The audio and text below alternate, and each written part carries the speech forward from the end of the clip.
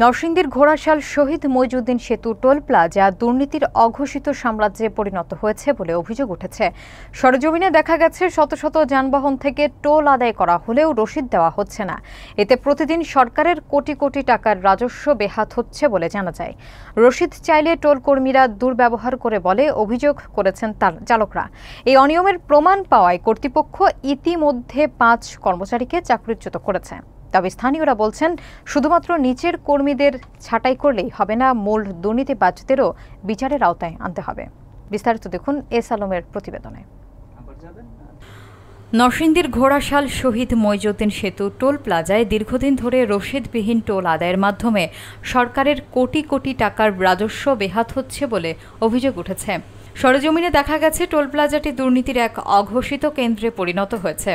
Truck চালক আজগর আলী বলেন, রসিদ চাইলে কর্মীরা জানান তাদের কাছে ভাঙতি নেই, তাই রসিদেরও দরকার নেই। প্রতিবাদ জানালে কর্মীদের সাথে বাকবিতণ্ডা হয়।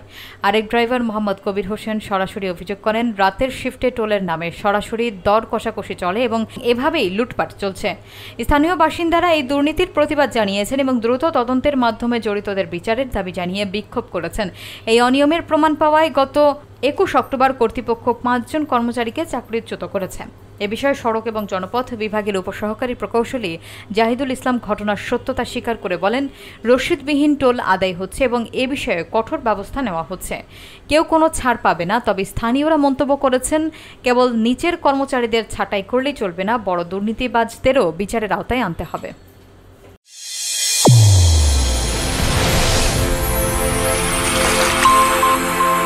চ্যানেল A1 হৃদয়ের স্পন্দন।